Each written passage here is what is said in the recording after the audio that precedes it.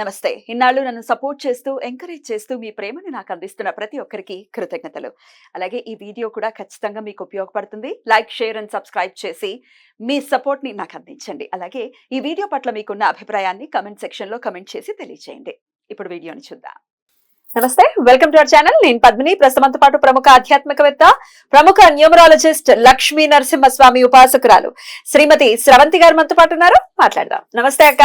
నమస్తే పద్మిని. అక్క, దేవీ నవరాత్రిలో భాగంగా 6వ రోజు ఏ రూపాన్ని కొలుచుకోవాలి, ఏ రూపాన్ని కొలుచుకుంటే ఎటువంటి సమస్యల నుంచి బయటపడతాం మనం అనేది ఒక్కసారి మీ ద్వారా.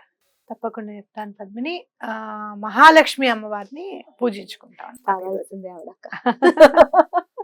ఆవిడే కావాలి. చక్కగా మహాలక్ష్మి అష్టకం చదువుకోండి. ఈ రోజున చాలా మంచిది. అయితే ఐశ్వర్యం, ఎలాంటి ఐశ్వర్యం కావాలి మనకి? ప్రశాంతంగా ఉండాలి. ఆ ఐశ్వర్యం ఉంది కదా అని చెప్పి భయపడుకోతూ ఉండకూడదు. అలాగే అలా ఆ ఐశ్వర్యాన్ని పిల్లలు కి మాకుంది కదా అనే గర్వాన్ని ఇవ్వకుండా ఉండాలి. ఆ ఐశ్వర్యం కానీ ఇవ్వకుండా ఉంటుందా అక్క? అలా అమ్మవారి సంకల్పం ఉంటే, ఎంతసేపు ఆవిడ అనుగ్రహం ఉంటే అలాంటి ఐశ్వర్యమే వస్తుంది చక్కగా. అవునా? కానీ ఎంతో కొంత ఎక్కువ ఉంటే మాత్రం మీరు అన్నట్టుగా భయం అయితే ఉంటుంది. అలాంటి ఐశ్వర్యం ఎవరి దగ్గర చూసానో తెలుసా? నేను అబ్దుల్ కలాం గారి దగ్గర చూసాను. అలాంటి ఐశ్వర్యం టాటా గారి దగ్గర చూసాను. సరస్వతి ఐశ్వర్యమా? అంటే ఇది మనకు ఉంది కదా, మనదే ఇది అనేది కాకుండా భగవత్ ప్రసాదించింది, భగవంతుడు మనకి ప్రసాదించండి. అమ్మవారి దయ వల్ల మనకి ఈ రోజున మనం ఇలా ఉన్నాం నాన్న. ఈ ఐశ్వర్యం నలుగురికి ఉపయోగపడాలి. నీకు నువ్వెంత అట్టు పెట్టుకోవాలి నువ్వు చూసుకో. అలాగే ఇప్పుడు పిల్లలకి నేర్పించాల్సింది ఏంటి అంటే, ఆన్లైన్లో గేమ్స్ ఆడకుండా ఉండాలి, షేర్స్ మార్కెట్లో ఎక్కువగా డబ్బు పెట్టకుండా ఉండాలి, ఈజీ మనీ నీకు వద్దు, నీకు అవసరం లేదు అనేది ఖచ్చితంగా మనం చెప్పాలి, నేర్పించాలి. అలా మనకి ఎవరైనా ఫోన్ చేస్తారు, మీరు ఇందులో పెట్టండి, అందులో పెట్టండి, మీకు చాలా వచ్చేస్తుంది అని చెప్పి మల్టీ లెవెల్ మార్కెటింగ్ అవన్నీ ఉంటాయి. ఈ చైన్ సిస్టమ్ కూడా ఒకటి ఉంటుంది. మీరు జాయిన్ అవ్వండి, ఇంకో ఇద్దరిని జాయిన్ చేయించండి. అప్పుడు అది ఎవరైనా చెప్తే మేము అలాంటి వాటి జోలికి వెళ్ళమండి అనే ధైర్యంగా, మొహమాటం లేకుండా చెప్పే ఐశ్వర్యం కావాలి. ఎగ్జాక్ట్లీ. అలాగే ఎవరైనా వచ్చి మాకు సంతకం పెట్టండి అని అంటే గనక, నా వెనక నా ఫ్యామిలీ ఉంది, నేను పెట్టను బాబు సంతకం, నీకు కావాలంటే 1000 రూపాయలు తీసుకో, ఇంతకు మించి నేను సహాయం నేను చేయలేను అని చెప్పే మొహమాటం లేని ఐశ్వర్యం కావాలి, ధైర్య లక్ష్మి కావాలి. కాబట్టి ఇలా అమ్మవారిని మనం పూజించాలి. మనం ఎవరిని మోసం చేయకూడదు, ఎవ్వరు మన దగ్గరికి మోసం చేసేవాళ్ళు రాకూడదు. నా జీవితం నుంచి నేను దండం పెట్టుకునేది, ప్రతిరోజు ఇదే పెట్టుకుంటా అమ్మవారికి. అమ్మ మోసం అనేది ఏమన్నా ఉంటే గనక అది రానియకమ్మ మా దగ్గరికి అని చెప్పి దండం పెట్టుకుంటాను.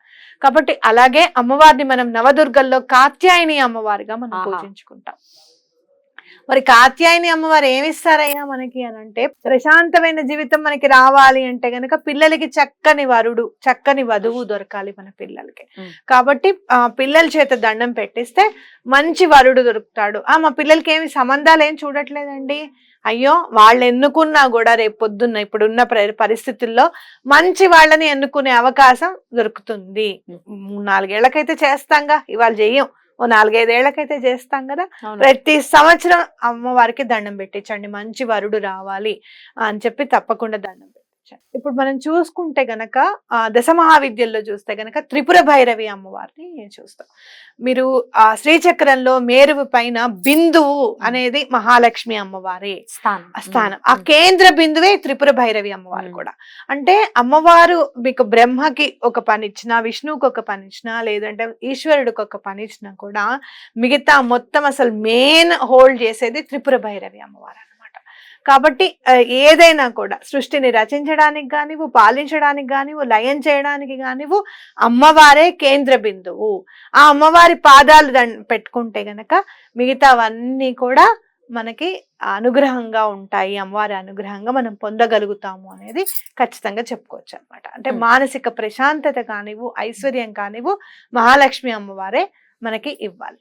అయితే ఎవరు మనని త్రిపుర భైరవి అమ్మవారు పూజిస్తే కనుక మనకి ఏం లభిస్తుంది అంటే, ఆరోగ్యం కూడా చేకూరుతుంది. ఎందుకంటే రవిని పరిపాలిస్తారు, సూర్యుడిని పరిపాలిస్తారు అమ్మవారు. కాబట్టి మన జాతకంలో ఎటువంటి ప్రాబ్లం ఉన్న, హెల్త్ ప్రాబ్లం ఉంటే కనుక, మాకు మా నాన్నకి అసలు పడదండి, మా నాన్న చాలా మంచివాడు, నాకే విలన్ అంటాం అని చెప్తూ ఉంటారు కొంతమంది. సూర్యుడిని పరిపాలిస్తారు అమ్మవారు కదా, మనకి ఆరోగ్యం చేకూరాలి, జాతకంలో ఎటువంటి ప్రాబ్లం ఉంది, లేదంటే ఒక్కొక్కసారి చెప్తూ ఉంటారు మా నాన్నగారు నాకు ఒక్కరికేనండి విలను, అందరితోనూ చక్కగా మాట్లాడతారు.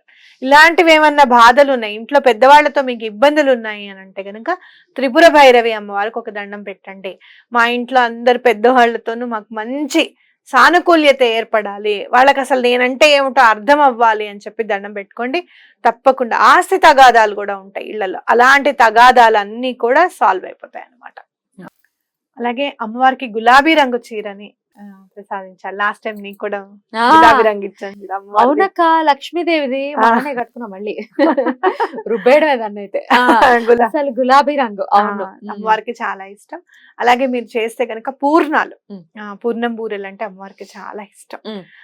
ఎలా అయితే పూర్ణం ఇంగ్లీష్ వాళ్ళు అడిగాట ఇది ఎలా లోపలికి వెళ్ళింది అని చెప్పి, అలా బ్రహ్మాండంలో మనం ఎలా ఒదిగి ఉండాలి, అమ్మవారిలో మనం చేసే ప్రసాదం కూడా చూడు ఎంత రిలేటెడ్ గా ఉంటుందో, ఎలా ఒదిగైతే ఉంటామో పూర్ణం, మళ్ళీ దేని టేస్ట్ అది మిక్స్ అవ్వదు చూడు, రెండు ఉన్నప్పుడు దేని దానికి సెపరేట్ గా అలానే మనం అమ్మవారి ఒడిలో కూడా ఉండాలి అని చెప్పి దండం పెట్టుకుంటూ పూర్ణాలు, అలాగే రవ్వ కేసరైనా తప్పదు, ఎందుకంటే మీరు తప్పులేదు రవ్వ కేసరైనా కూడా, ఎందుకంటే మనం సూర్యుడిని పరిపాలించే దేవత త్రిపుర భైరవి అని చెప్తున్నాం కాబట్టి గోధుమ నూకతో చేసే రవ్వ కేసరి అమ్మవారికి ప్రసాదంగా పెట్టుకోవచ్చు అన్నమాట. ఏ పువ్వులతో అమ్మవారిని అర్చించమంటారు?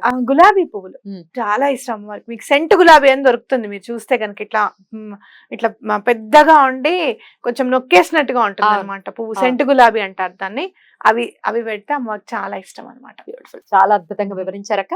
ఈ పూజలు ఒకవేళ చేసుకోలేని పరిస్థితులు, ఒకవేళ చేసుకున్నా కూడా ఏ స్విచ్ వర్డ్ తో అమ్మవారికి దగ్గర అవ్వచ్చు అనేది ఒకసారి చెప్పండి. ప్రణవ రూపిణి, హ్రీంకార రూపిణి, సచిదానంద రూపిణి, మణిద్వీప వాసిని, నిత్యం నమామ్యహం.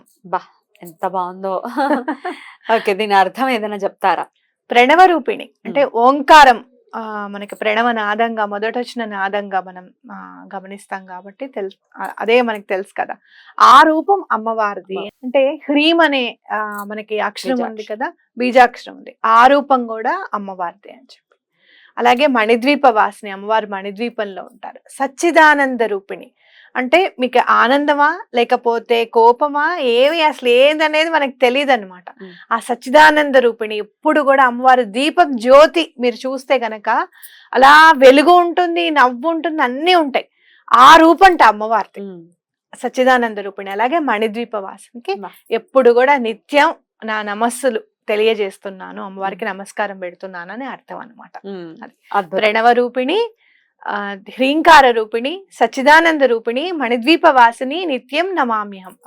చాలా చాలా బాగుంది. ఇది ఇంకా పూజ చేసుకోనియకపోనియండి, ఎవరైనా చదువుకోవచ్చు కదా? ఎవరైనా చదువుకోవచ్చు. ఎన్నిసార్లు చదవమంటారు? 108 సార్లు చదవమని చెప్తాను. 108 సార్లు చక్కగా చదువుకోండి. అమ్మవారు అసలు ఒక్కసారి చదివిన తర్వాత అమ్మవారి ప్రెజెన్స్ తప్పకుండా మీ ఇంట్లో మీరు గమనిస్తారు. ఆ కూల్ బ్రీజ్ అనేది తప్పకుండా తెలుస్తుంది మీకు. రైట్ అక్క.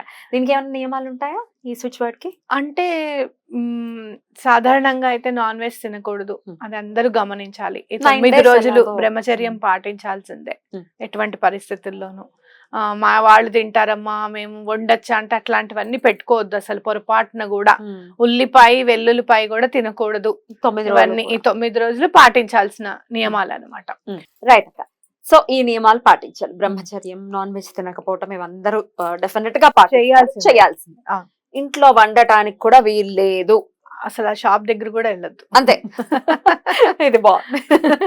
రైట్ అక్క, అద్భుతంగా వివరించారు. చక్కగా స్విచ్ వర్డ్ సహాయంతో కూడా వెరీ మచ్ అక్క. నమస్తే.